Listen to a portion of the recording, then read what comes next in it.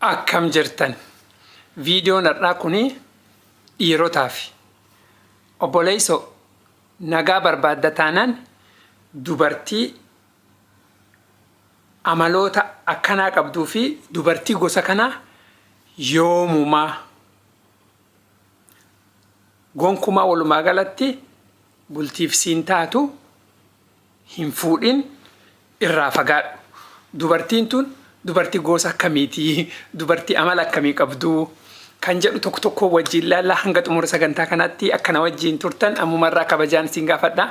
Maammoo qabxiiwwan kan keessaa kadhumaa baay'ee tokko barbaachisaa sirritti dhageeffadha kadhumaa.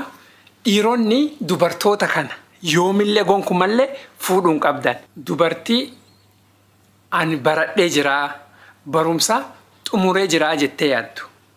Bultiif siin taatu akkamittiin an baradhee jira jettee yaaddu yeroo bultii keessa seentellee akkasumatti waan hunda irratti beekumsi ana qofa beeka ana malee namni hin jiru jettee waan yaaddu fi bultii keessatti baay'ee tokko si rakkisti. Digirii baay'ee qabatteeti haguma girgiddaa irra maxxansiteen hagumsuniin uf tuulti uf dhiibdi. Yaadni sii guddata ana malee namni biraan beeku jettee waan yaaddu fi abbuma warraa isii kanaafu tuffii eegaltii jechuudha. Kanaafu dubartii an baradhee jira barumsu koo baay'ee barbaachisaa jettee yaaddu. Dubartii akkasii hin fuudha jettee itti deemteennaan dhumni kee nyaatamteerta beekati. Beekumsa humna waan jedhamu jira. Yeroo rakkoon tokko ka'ee beekumsa ofii sun fayyadamteeti humna sitti agarsiifti. Kanaafuu dubartii baradhee jettee yaaddu. Maaliifini kanaan dura viidiyoowwan kanaan dura keessatti waa'ee jiruuf jireenyaa waa'ee bultii dhageeffachuu ni dandeettanii waa baay'ee achirraa barachuu ni dandeettanii bultii keessatti maaltu barbaachisaa ka jedhu achi keessaa baradhaa. Garuu dubartiin an baradhee jiraa barumsa kiyya kunoo girgiddaa irra maxxansee jiraa digiriin kiyya baay'eedha qabaa jetteeti girgiddaa irra maxxansitu. Bultiif akkasiin taane ammumarraa xiinxal rakkoon tokko dhufnaan barumsi humna waan ta'eef humna ofii fayyadamtu. Dubartii amala fardaa qabdu. Farda jechuun nam hundaanuu walii galaa nam hundaan wajjiin jiraataa rakkoon qabuu jechuudha. Kanaafuu dubartiin nam hundaan walii galtuu dubartiin akka fardaa atuu ni beektaa kana itti da'uu danda'u. Bultiif hin taatu. Dubartii bakka dalagaatti wajjiin hojjettan. Yeroo jalqabaa laaqana irratti wal agartanii wajjiin haasoftanii walii galtanii achi booda tekstii walii deebisuu eegaltanii tekstii mesejii walii gootanii walii deebiftanii maarre yeroo xiqqoo walitti bu'iinsi tokko uumamu yerumsuun miidhamtuu taati yerumsuun dhayxeetii waajjira bulchiinsa humna hojjettootatti himatti. Boosa keessa boosatti himatti akkas na godheetti san booda dubbiin gama kee deebi'aa jechuudha.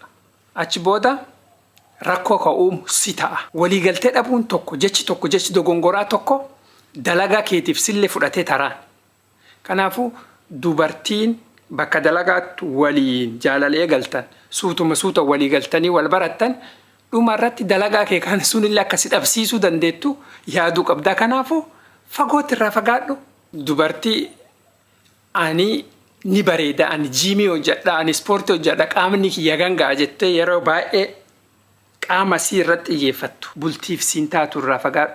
Viidiyoon kun dhiirotaati sirriin na dhageeffadha. Yeroo isiin agartee qaama ofii irratti xiyyeeffattee waa'ee qaama ofii maxxansuudhaan ani jabeenyi kiyya akkana jetteeti mul'isuu eegalte dubartiin sun bultiif siin taatu irraa of eegi.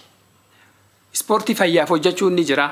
Mana keessatti jiimillee deemanii hojjechuun ni danda'ama. Ofii yoo hojjette fayyaa ofiitiif okkeedha.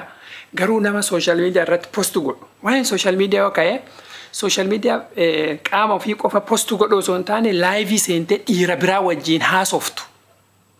Ispeeshaalii fakkeenyaaf waan akka tiktokii kan fa'a.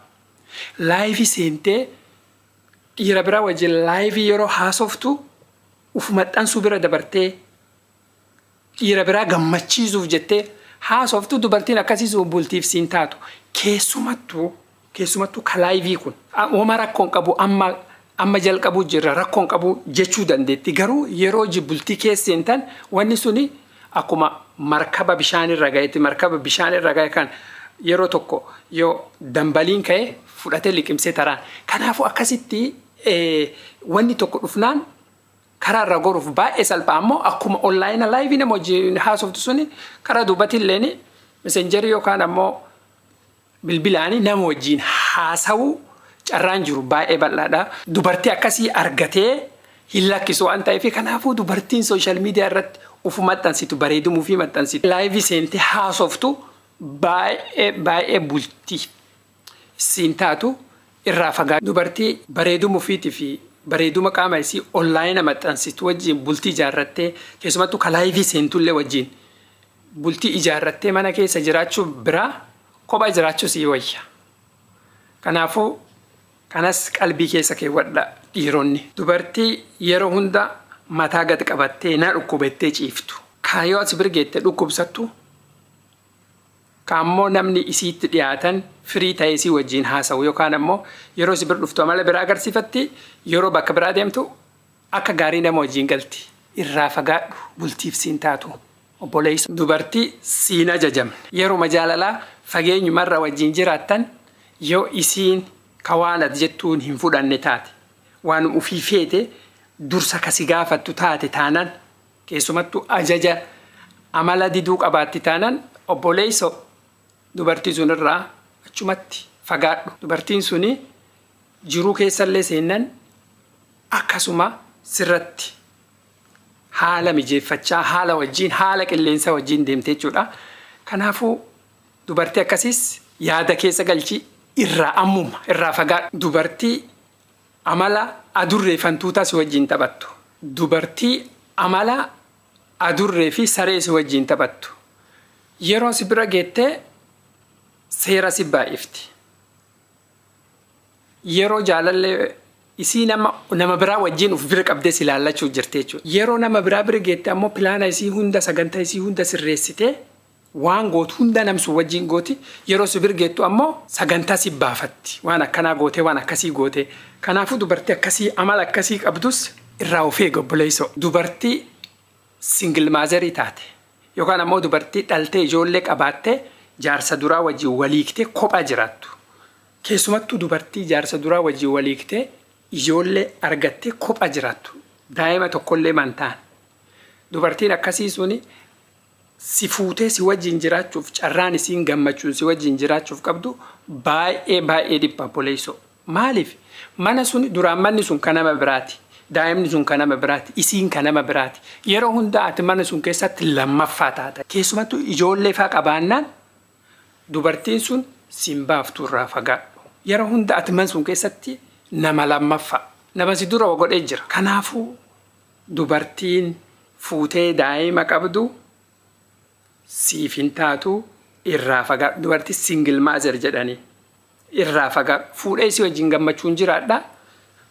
Waan akkasii sun biraa ka'e. Yeroo hunda isin si fayyadamuuf si fuuti malee akka abbaa manaatti kabajaadhaan waan baay'eedha wanni bultiif namaa ta'uu kanaan dura viidiyoo duraanii irratti waa'ee jaalalaa achirraa argachuu ni dandeettanii.